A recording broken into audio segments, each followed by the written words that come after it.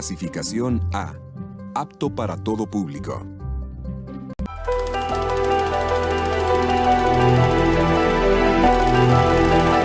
Esta tarde a todos los hermanos aquí presentes y los que nos ven a través de las redes sociales, le damos la más cordial bienvenida una vez más a esta clase, ¿verdad?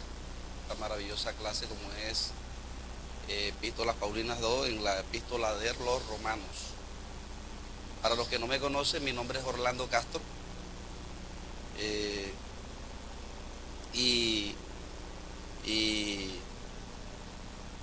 estamos aquí, ¿verdad?, para servir al Señor, ¿verdad?, en el área de la enseñanza.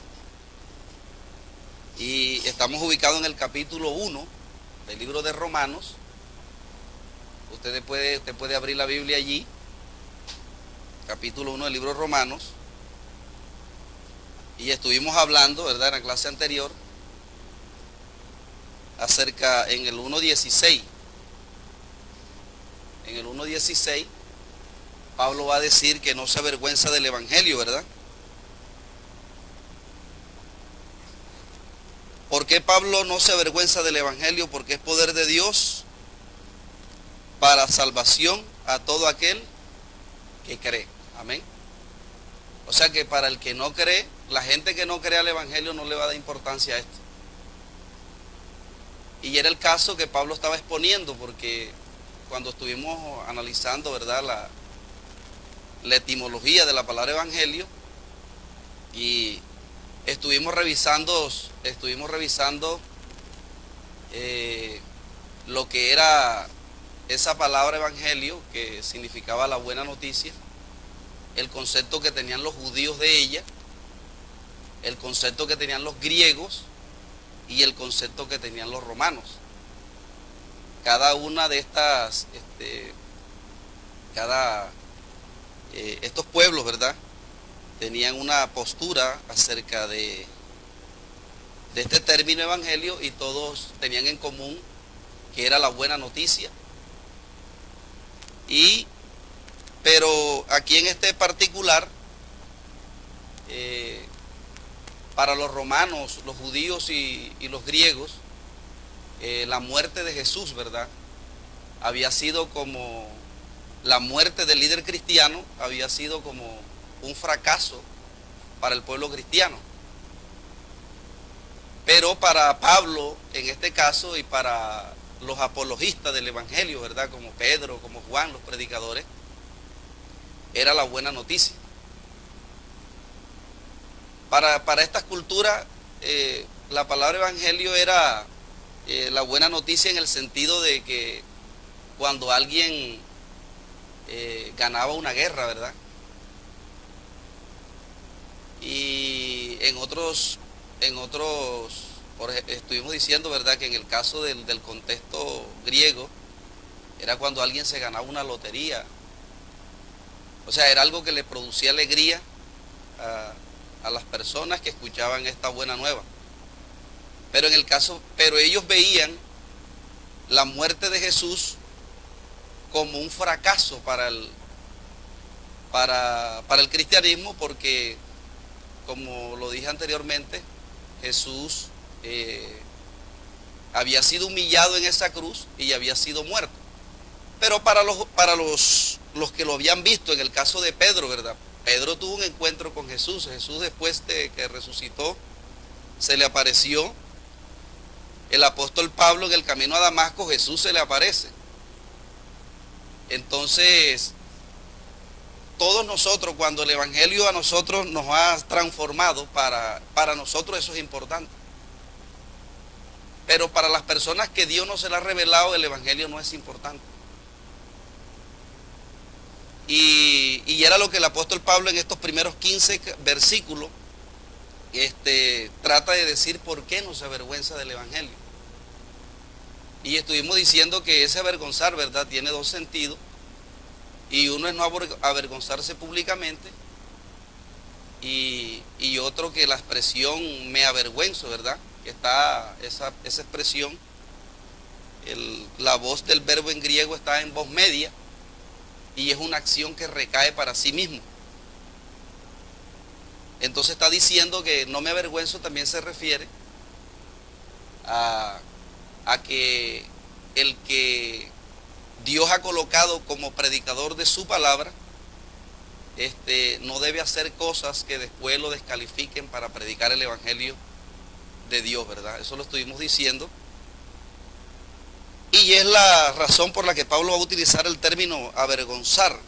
Dice, no me avergüenzo del evangelio, y va a decir las razones por qué. Dice, porque es poder de Dios para salvación a todo aquel que cree. Entonces va a decir al judío primeramente y también al griego. Cuando Pablo utiliza la expresión griego, también está incluyendo a los romanos. Porque ustedes saben que los griegos, cuando conquistaban los pueblos, no eran como los romanos. Los romanos respetaban sus religiones, pero los griegos no. Los griegos helenizaban los pueblos que ellos conquistaban.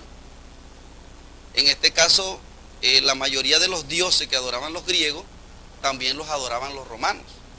Cuando el apóstol Pablo está diciendo al judío primeramente y al griego, también está incluyendo a los romanos también. Entonces, el escenario, porque aquí el apóstol Pablo en el versículo 17 va a hacer un asome de lo que es el tema que va a tratar, ¿verdad? El tema de la justificación por fe. Y él va a decir en el versículo 17, porque en el evangelio la justicia de Dios se revela por fe, es decir, se da a conocer. O sea, en el evangelio es que en ese evangelio que se refiere a la muerte de Jesús, ¿verdad? Que murió humillado en esa cruz y que era tropezadero para tanto los gentiles como los griegos, pero para los discípulos el evangelio era lo importante, porque era allí donde se revelaba la justicia de Dios, es decir, se daba a conocer la justicia de Dios. Entonces el apóstol Pablo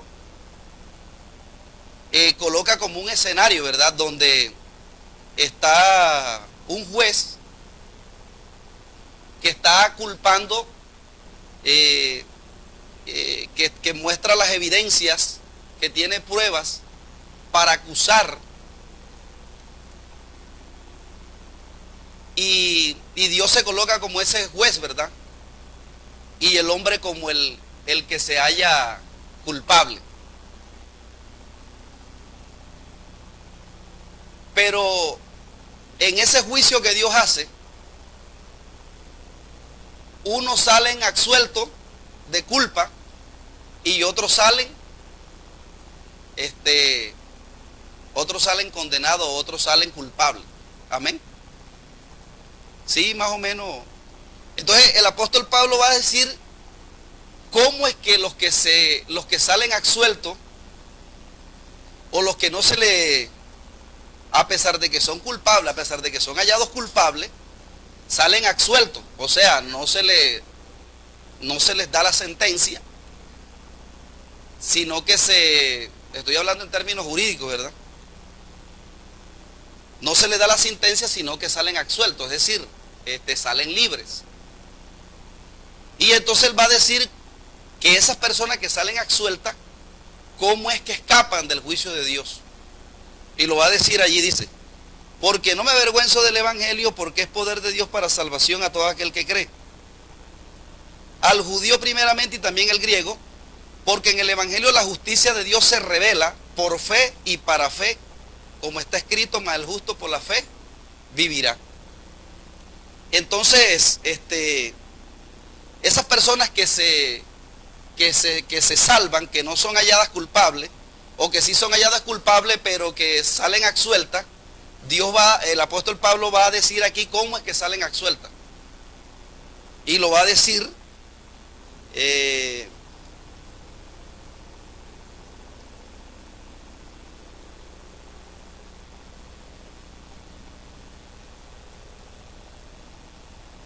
cómo es que salen absueltas. Y él va a decir cómo es que esas personas no recibieron la sentencia y cómo otros sí lo recibieron. Entonces Dios hace un juicio. Entonces, donde culpa a unos y absuelve a otros.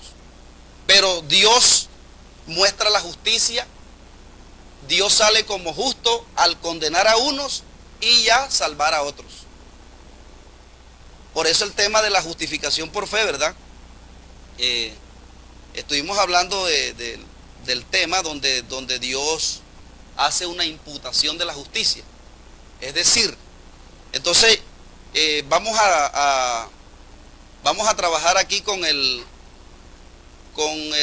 sustantivo justicia, porque en el Evangelio la justicia de Dios se revela por fe y para fe. Porque no me avergüenzo del Evangelio, porque es poder de Dios para salvación a todo aquel que cree, al judío primeramente y también al griego. Entonces va a decir que la justicia es ¿de quién? De Dios. Que la justicia, que el hombre no es salvo por la justicia del hombre, sino por la justicia de Dios. Entonces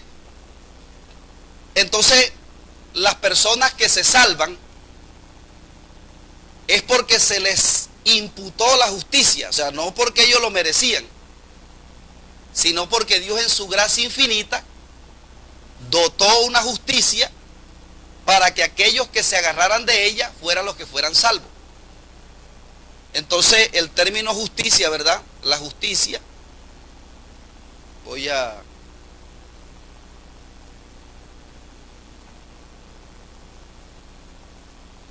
vamos a colocar aquí el término justicia. Justicia de Dios. Así se vea, ¿verdad? Justicia. Justicia de Dios.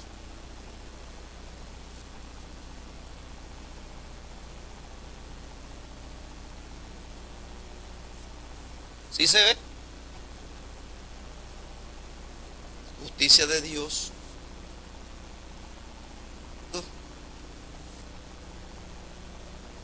Radica.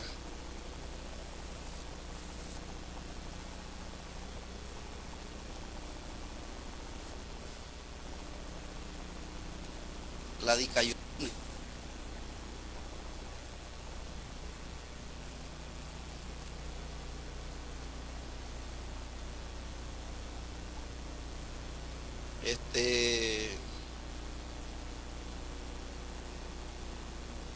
Dica, esta es una I aquí.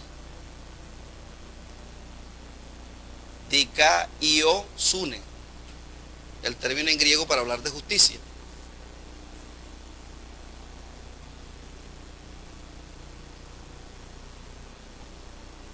Entonces el apóstol Pablo con este término se va a referir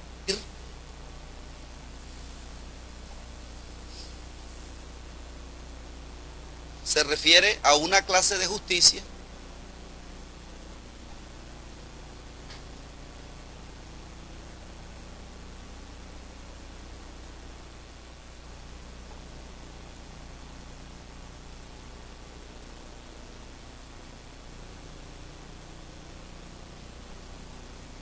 que el mismo Dios provee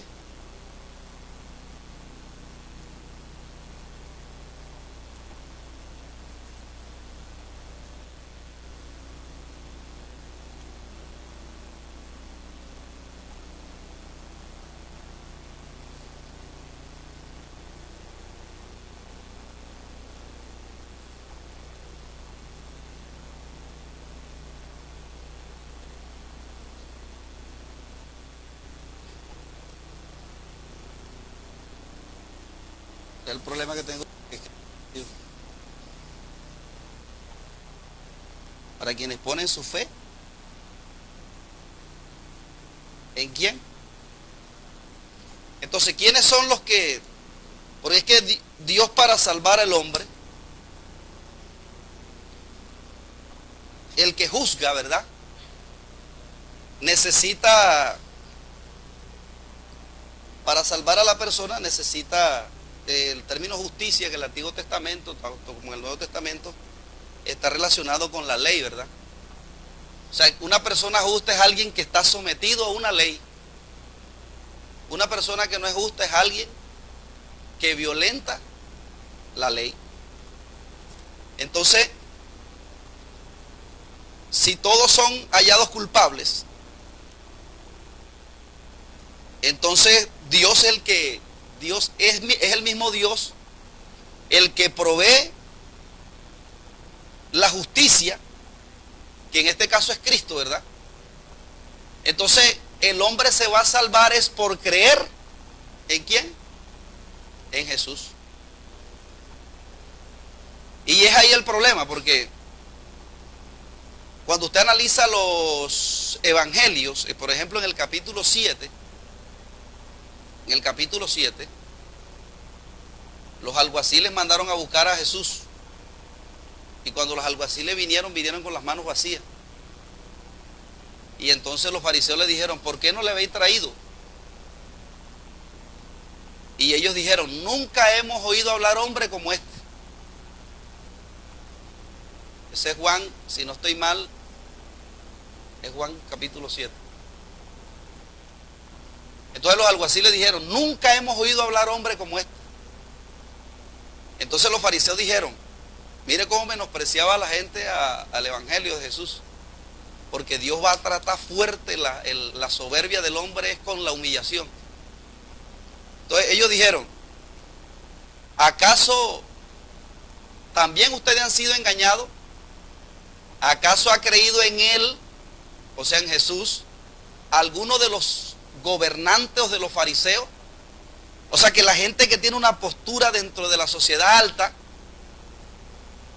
en ese tiempo, era que la persona que tiene una postura alta no era como candidato a poner su fe en Cristo, que ahorita vamos a mirar qué es el término fe, ¿verdad?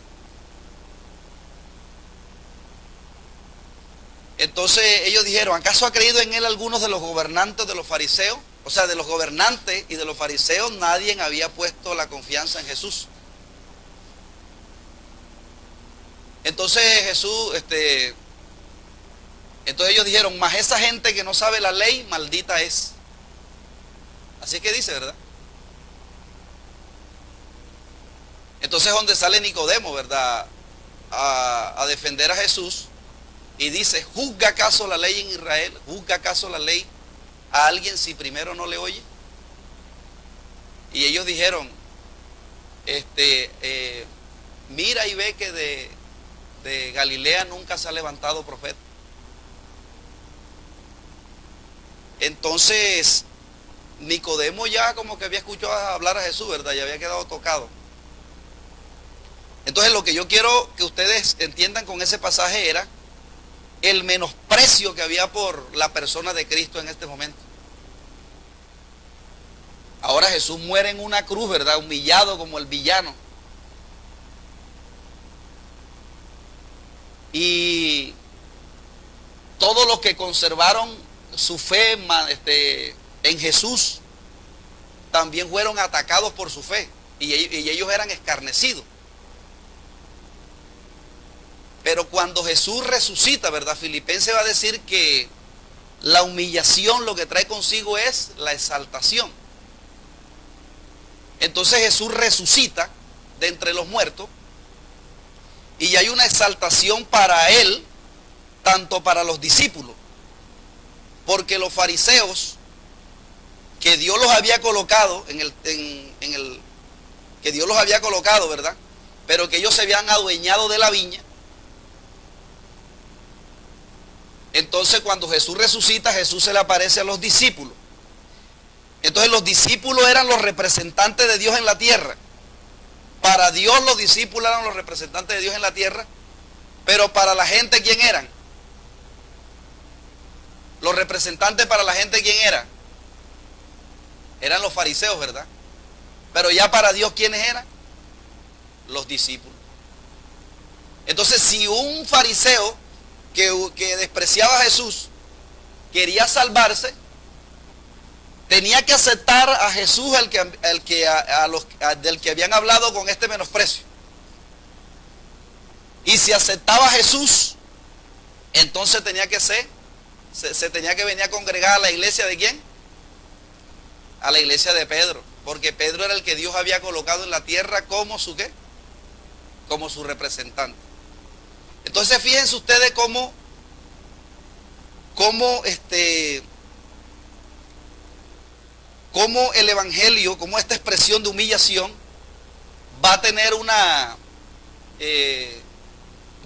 importancia para el pueblo cristiano, y por eso Pablo le va a decir a Timoteo cuando está preso, en el primer libro de Timoteo le va a decir: por lo tanto te digo que no te avergüences, sino participa por las aflicciones del evangelio, el cual quitó la muerte y sacó a la luz la vida y la inmortalidad por el evangelio, del cual yo fui constituido ¿qué?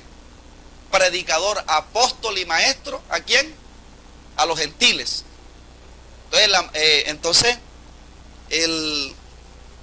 Entonces, las personas que querían salvarse tenían que colocar su fe ¿en quién? ¿En la persona de quién? De Jesús. Entonces, no todo el mundo, y es lo que Pablo está tratando de decir aquí en este pasaje. Dice: porque en el evangelio la justicia de Dios se revela por fe y para fe, como está escrito: mas el justo por la fe vivirá. Dice: porque no me avergüenzo del evangelio, porque es poder de Dios para salvación a todo aquel que cree.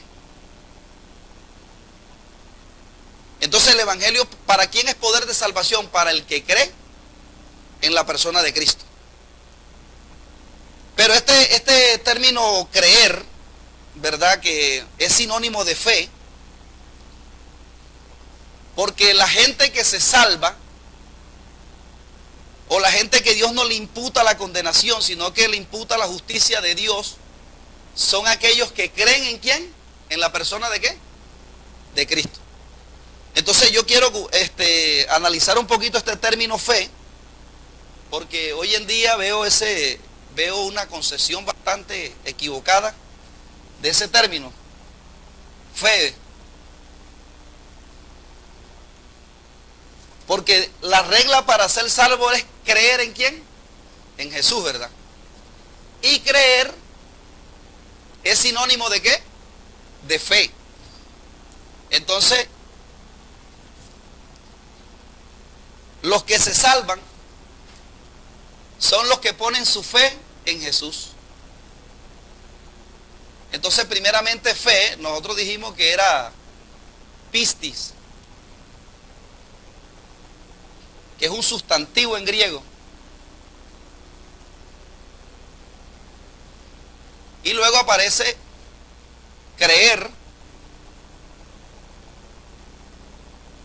que es pisteu.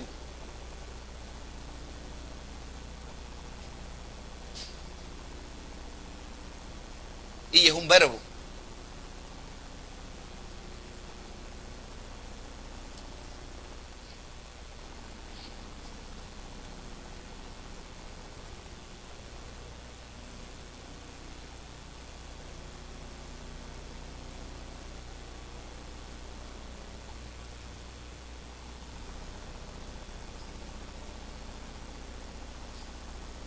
Y significa confianza, certeza, garantía y seguridad. El primero.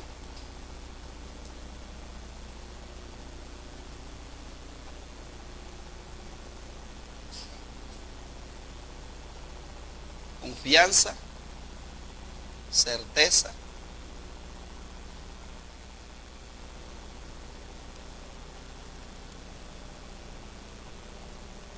seguridad. Luego el verbo significa confiar, obedecer.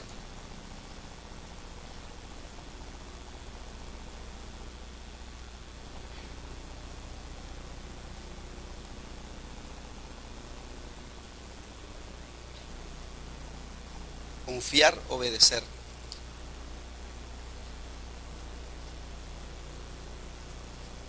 El apóstol Pablo va a utilizar el término fe en romano. Es el que le va a dar más énfasis. Pablo no utiliza casi el verbo creer, sino el sustantivo, fe. Pero quiero explicar esto porque pareciera que en este tiempo el término fe pareciera que se le estuviera dando una interpretación como de una fe intelectual, o del raciocinio de la mente, o de una fe intelectual. Pero algo que está alejado de la acción. Y es lo que el apóstol Juan con el verbo creer complementa la idea de Pablo. Entonces, cuando estuvimos diciendo, ¿verdad?, cuando el apóstol Juan utiliza, Pablo, usted en Juan no va a encontrar la expresión fe, sino él no va a utilizar el sustantivo, sino que va a utilizar el verbo. Y no lo va a, este verbo creer está íntimamente relacionado con la expresión arrepentimiento. O sea que el verbo creer está ligado con la acción en el libro de Juan. Y Pablo Pablo va en algunos pasajes, va a tratar de señalar la fe que no es con acción. Porque de pronto alguien pareciera que estuviera creyendo sin accionar. Y es lo que el apóstol Juan, para complementar lo que Pablo está diciendo, nos va a enseñar. Por ejemplo, vámonos al capítulo 12 del libro de Juan.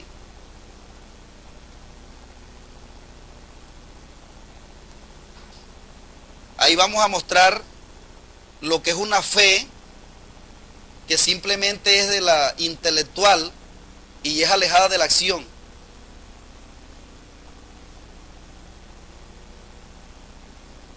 Vamos primero a Juan 2, capítulo 23.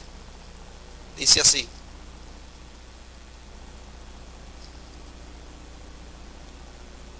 estando Jesús en Jerusalén en la fiesta de la Pascua, Juan 2:23, muchos creyeron en su nombre, viendo las señales que hacía. Pero Jesús mismo no se fiaba de ellos, porque conocía a todo.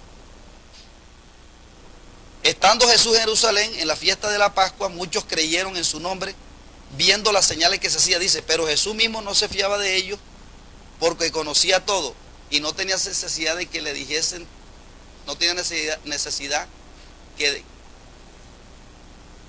de que diese testimonio del hombre, pues él sabía lo que había en el hombre. Para que usted entienda esto, vamos a mirarlos en el capítulo 12, en el versículo 42. Juan 12, 42 dice, con todo eso, aún los gobernantes muchos creyeron en él, pero a causa de los fariseos no lo confesaba, para no ser expulsado de la sinagoga, porque amaban más la gloria de los hombres que la gloria de Dios. O sea, fíjense que esta gente creía en Jesús, pero era una fe que estaba alejada ¿de qué? Del compromiso que era seguir a Jesús. Y esto es lo que yo quiero explicar aquí, porque a veces pareciera que alguien dice, yo tengo fe en Jesús, pero usted ve que no es consecuente con la acción. O sea, yo tengo fe en Jesús, y pareciera que fuera una fe católica, ¿verdad?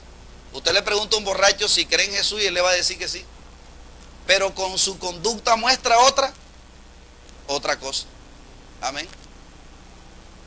Entonces, esto es lo que estamos analizando aquí, porque dijimos que la justificación o la salvación se da en los que creen en Jesús. Pero ¿cómo es ese creer? O sea, ¿cómo es esa fe?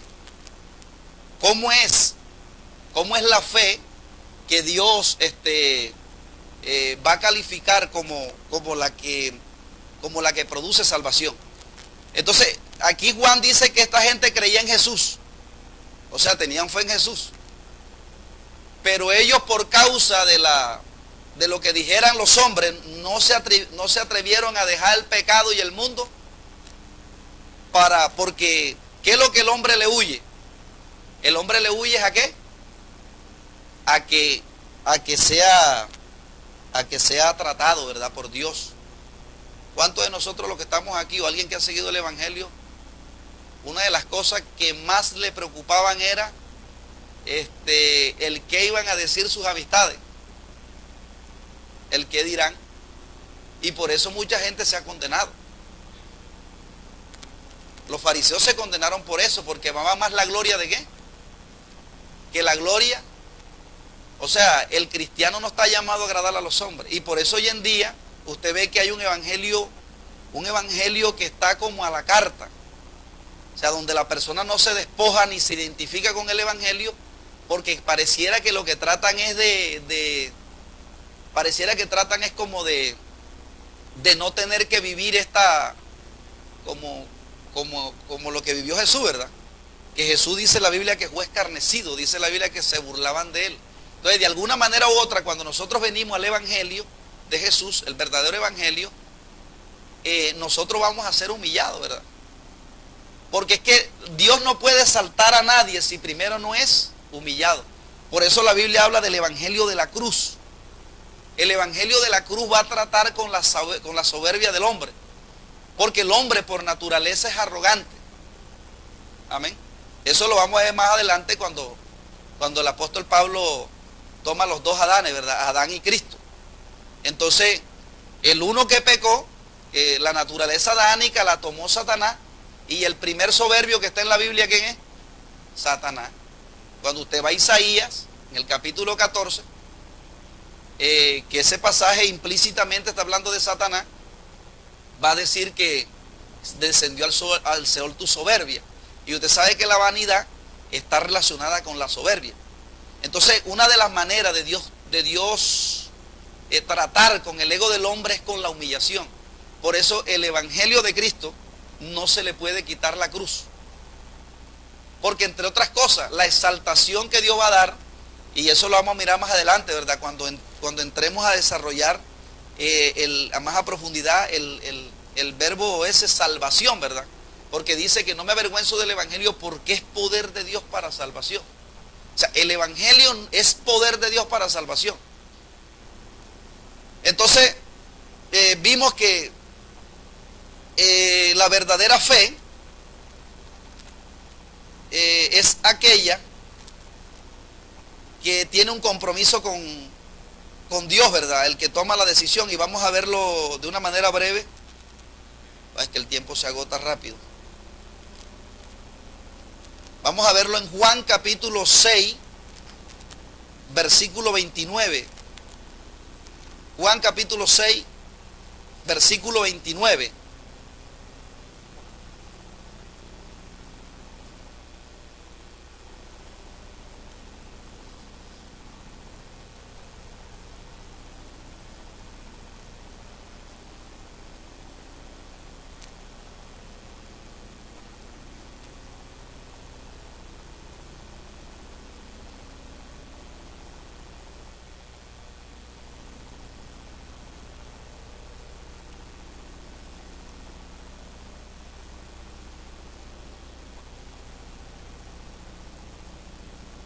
Juan 6:29, ¿qué dice? Dice, tengo que leerlo yo.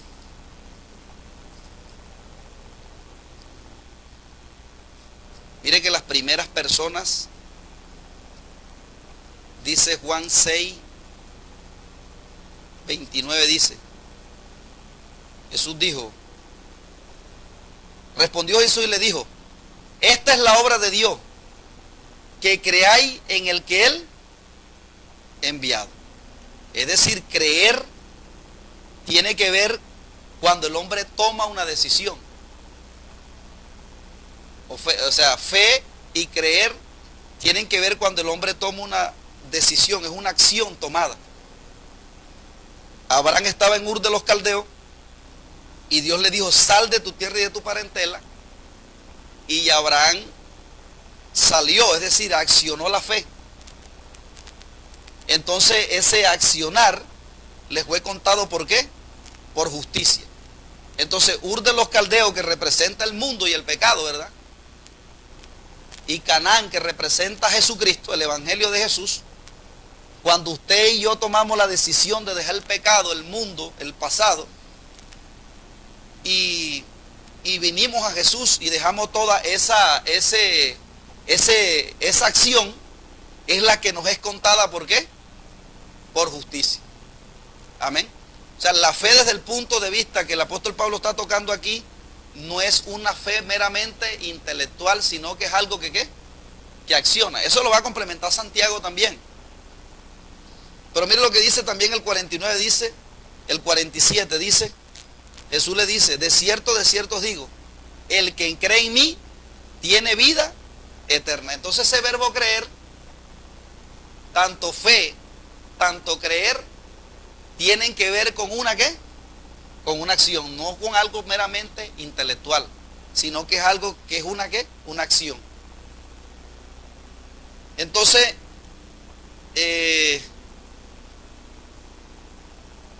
volvemos, ¿verdad?, a la justicia imputada por Dios, ¿verdad? A la justicia imputada por Dios al hombre. Y el apóstol Pablo va a dejar claro aquí que usted no es salvo por lo que usted haga, sino que nosotros somos salvos porque Dios fue, porque el que colocó la justicia para que usted y yo fuese salvo fue el mismo Dios. Amén. Usted era el que debía morir y yo era el que debía morir, porque nosotros fuimos los que cometimos ¿qué? El delito. Pero entonces vino Dios y colocó un sustituto, o sea, Jesús. Y Dios dijo, yo amo al hombre. Entonces, vamos a colocar el sustituto, ¿verdad? Se lo voy a colocar como un ejemplo para que usted se meta, para que usted alcance a comprender esto, porque esto es algo, es el tema de Pablo. Y vamos a suponer que Johnny fue el que cometió el delito. Entonces él merece una sentencia. O sea, él merece ser ejecutado. Y esa condenación no es solamente que lo metan en la Modelo, en la cárcel de Barranquilla, o lo metan en la penitenciaría del Bosque, ¿verdad? Sino que esa condenación implica laceración en el cuerpo, que lo monten en una cruz y luego muera y sufre mientras le hicieron la laceración en el cuerpo. Y luego muere en esa cruz, y no solamente sufrió aquí, sino que se va a una condenación eterna, donde dice la Biblia que gusanos serán tu cama y gusanos ¿qué? Te cubrirán. Entonces viene Pedro y dice, no, yo no puedo permitir que Johnny le hagan eso. Entonces viene Pedro y se ofrece en sustituto y le dice a la justicia, yo quiero morir por él. Absuélvanlo a él, y la justicia se lo acepta. Entonces lo absuelven a Johnny, entonces el juicio recae ¿sobre quién? Ese es el sustituto. O sea, eso es lo que trata de transmitir el capítulo 53 del libro de Isaías. Y eso es lo que trata de dar a entender Juan 3:16, cuando dice que de tal manera amó Dios al mundo. Porque entonces cuando a Johnny lo absuelven, y a Pedro le comienzan a hacer toda la laceración del cuerpo y todo lo que le hacen a Pedro, y él no fue el culpable. Entonces, ¿cómo debería estar Johnny con Pedro? Agradecido, ¿sí o no? Entonces Johnny dice, no hombre, yo no, ese hombre ¿cómo lo mataron? Ese hombre tan bueno, ¿cómo ese hombre lo van a matar? Exacto, si tomó mi lugar. Pero como Pedro no fue el que cometió el delito, él resucita de entre los muertos y va donde Johnny. Y Johnny se sorprende, ¿cómo así que tú estás vivo? Y Pedro dice, sí, tú me viste morir, ¿verdad? Pero aquí estoy vivo otra vez. Entonces, Pedro le dice, yo morí por tu pecado, porque te amo. Y resucité para justificarte, es decir, para que no vuelvas a cometer el delito que hiciste. Porque como vuelvas a hacer lo que hiciste, ya no va a haber un segundo sustituto. Ya no va a haber un segundo sustituto. Entonces Johnny dice, pero ¿cómo hago si es que el delito que cometió el juez que era mujeriego? Pero ¿cómo yo hago si yo estoy esclavo en eso? Entonces dice Pedro, para eso resucité yo, ¿para qué? Para justificarte. Entonces Johnny tiene la respuesta de Él es ¿con qué? Con amor, porque como ya Él se entregó primero, porque Jesús se entregó primero por nosotros. Entonces Isaías 53 va a decir que nosotros le tuvimos por azotado y por herido de Dios. Es decir, que cuando a Pedro le estuvieran dando la laceración y le estuvieran dando toda esa tortura, entonces Johnny decía, eso es porque se lo merece, eso fue porque hizo quién sabe qué hizo. O sea, que él no reconoció que eso que ese castigo era para él. Entonces, así de esa manera ha respondido la humanidad. Entonces, cuando nosotros venimos a Cristo y dejamos el mundo y nos entregamos a Él, nosotros hemos respondido ¿con qué? Con amor, con agradecimiento, porque Él se entregó primero, ¿por quién? Por nosotros. Entonces, tanto la justificación, porque Él ahora, como está agradecido con Pedro, Él ahora no se quiere soltar de Pedro. Eso fue lo que hizo la mujer adúltera. La mujer adúltera, mi hermano, cuando se dio cuenta que Jesús, hermano, la había defendido delante de la que lo acusaban, esa mujer no se despegó más del maestro. Amén. Claro, porque debía estar agradecida con él. Entonces, esa intimidad del pecador con el justo, entonces Johnny no se puede vanagloriar, porque Pedro comienza a justificarlo, es decir, a santificarlo. Entonces, ni la santificación ni la salvación es producto de algo que hiciera Johnny, sino que fue por una expresión de amor que hizo ¿quién? El apóstol Pedro. Amén. El apóstol Pedro. Entonces, es lo que está tratando de dar a entender Isaías. O sea, Juan 3:16. Entonces, cuando usted entrega su vida a Jesús en agradecimiento, fíjese que nosotros no nos entregamos a Jesús ni por obligación. Nosotros nos entregamos a Jesús porque hemos reconocido que merecíamos la muerte, que íbamos a condenación. Y Él vino y se entregó por nosotros. Amén. Entonces, ¿cómo nosotros no amarlo a Él? Si Él se entregó primero por mí. ¿Cómo avergonzarme de Él?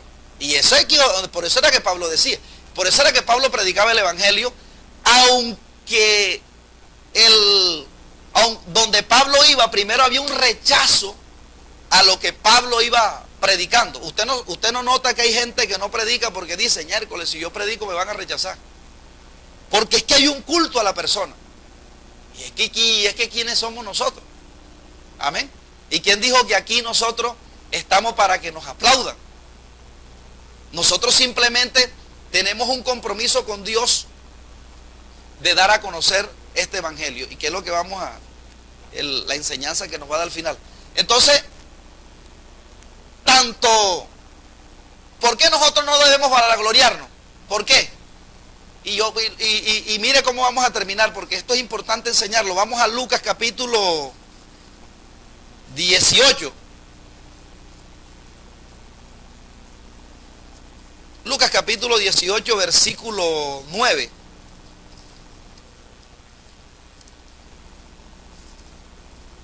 Es el pasaje yo no lo anoté, del fariseo y el publicano.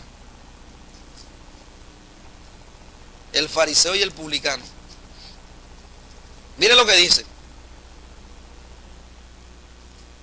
Dice, a unos que confiaban en sí mismos como justos, porque es que la justicia por la cual usted y yo somos salvos, no es por lo que yo haga. Amén. No es por lo que usted haga. Y dice, y menospreciaban a los otros. Mire, todo el que dice que es santo porque ayuna, porque ora, se vuelve vanaglorioso y desprecia a los demás. Mire cómo lo hacía, dice, a unos que confiaban en sí mismos como justos, menospreciaban a los otros. Mire, todo el que no conoce que la justicia cómo es, y ayuna y ora, después trata de menospreciar a los otros.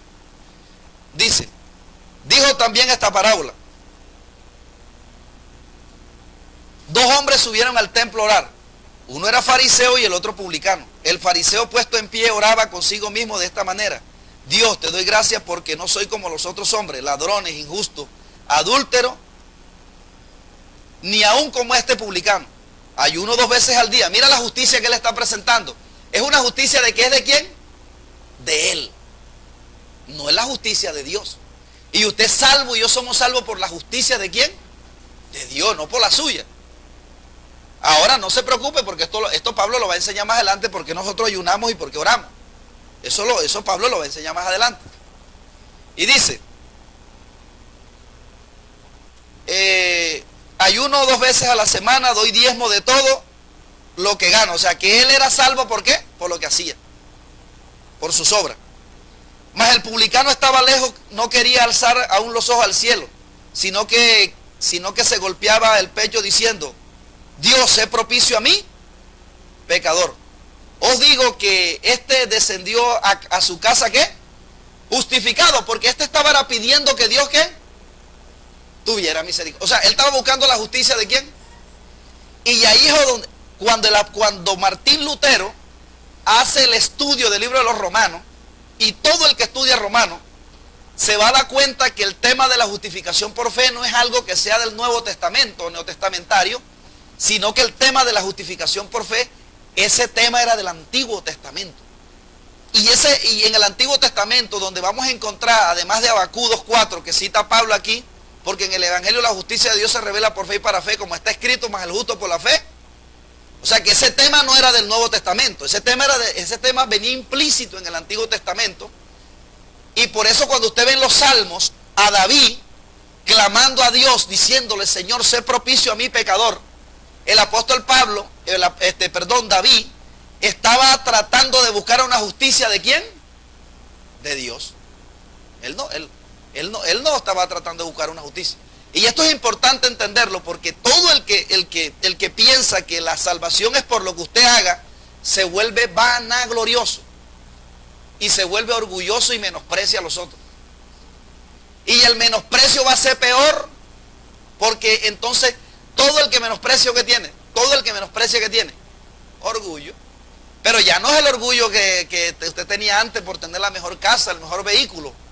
Porque en el mundo el que se vanagloria es el que tiene fama, el que tiene mayor carro, el que tiene mayor casa. Pero en el Evangelio es el que se cree más santo. Amén. Más espiritual. Amén. Aunque eso no quiere decir que nosotros no ayunemos, porque hay otros que se agarran de eso para no ayunar también. Amén. Pero eso el apóstol Pablo lo va a explicar más adelante. Entonces ese tema de la justificación por fe sí queda claro. De una manera clara, ¿verdad? Porque eso es lo importante, que nosotros entendamos. Bueno, el tema de la justificación por fe, si usted quiere anotarlo ahí ya por cuestión de tiempo, traía sus asomes en Isaías 61:10. Ya en el Antiguo Testamento estaba hablando de esa justificación por fe. En Isaías 61:10, 61:10 y 11, 62:1 y 2.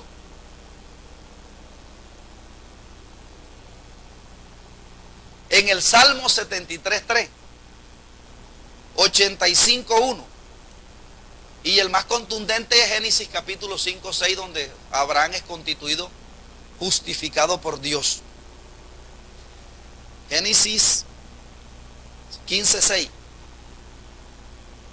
Entonces, hemos concluido aquí con este primer capítulo. Y me tiré 2 clases en la justificación por fe, porque es necesario que esto quede claro. Y ahora Pablo va a hablar de la universalidad del pecado. Y Dios es justo por salvar a algunos, porque el tema de la justificación por fe, o de la justicia imputada, va desde los versículos 18 al 51. Y Pablo va a decir que Dios es justo por salvar a uno y condenar a otro. Y eso lo vamos a ver en la próxima clase. ¿Por qué es que Dios va a condenar al hombre? Porque ya Dios reveló la buena noticia, ¿verdad? Reveló el Evangelio, es decir, lo dio a conocer. Ahora dice la Biblia, porque la ira de Dios se revela. O sea, ahora Ya Pablo dio a conocer la buena noticia. Pablo dice, porque en el Evangelio la justicia de Dios se revela. O sea, se da a conocer. Y ahora dice, porque la ira de Dios se revela. Ahora va a dar a conocer la ira de Dios. Amén. Sobre quien no se monten en el Evangelio. Por eso es un peligro, escuche, que usted sea parte del Evangelio o que la gente que está en el mundo no venga al Evangelio. Amén. Y hoy en día el Evangelio lo han cambiado. Porque la gente cambia el Evangelio es por el Evangelio. Entonces ya para concluir, le voy a decir algo aquí breve de esta enseñanza. En primer lugar, el Evangelio concierne a la persona de Cristo. Él es según la carne, simiente de David, y por el lado divino es la persona divina, el Hijo eterno. Después de completar su obra de resurrección, Jesús fue resucitado de los muertos. En segundo lugar, el Evangelio de la gracia debe ser predicado entre todos los pueblos de la tierra con mira a la obediencia de la fe. Es decir, con el propósito definido de que los que oyen el mensaje pongan su fe en la persona de Cristo. Usted no ha escuchado que hay veces que los evangelistas predican. Prediqué y pasaron 1000 almas y todas creyeron, pero es una fe nada más del intelectualismo. Después ellos se van para el carnaval otra vez. Y la fe tiene que ser una decisión por Jesucristo. Amén. Porque el que cree es el que toma la decisión por seguir a Jesús. En eso debe consistir su mensaje. Porque es que hoy en día los predicadores no pasaron tantas almas y lo ponen en el Facebook enseguida. Pero es porque es un culto a la persona. Pero ¿cuántos de esos verdaderamente entregaron su vida a Jesús? Porque es que lo que busca el mensaje de la predicación es que la gente tome la decisión que tomaron los 3000 cuando Pedro predicó el primer mensaje. Amén. Esa gente cuando Pedro predicó dijo, me importa si me echan de la casa, voy a seguir a Jesús. Y ese es lo que nosotros buscamos cuando predicamos. Entonces dice, para que las personas pongan la fe en Cristo en obediencia al mandato divino, la proclamación del Evangelio debe realizarse por quienes han conocido y se han beneficiado del perdón de Dios. ¿Cuántos se han beneficiado del perdón de Dios? O sea que sobre usted tiene una ¿qué? Una responsabilidad de dar a conocer Amén. O sea que a partir de mañana la predica nos busca. Y dice, y ya han recibido el regalo de la vida eterna. La deuda pendiente es la proclamación del Evangelio. Pablo dijo, a griegos y ya no griegos soy deudor. Amén. Pablo tenía bien claro eso. Entonces hemos concluido por hoy en esta definición del tema de la justificación por fe, ¿verdad? Entonces le damos las gracias al Señor, ¿verdad? Porque Él es el primero que está presente aquí en este auditorio. Y le damos las gracias a Él porque murió por nosotros, ¿verdad?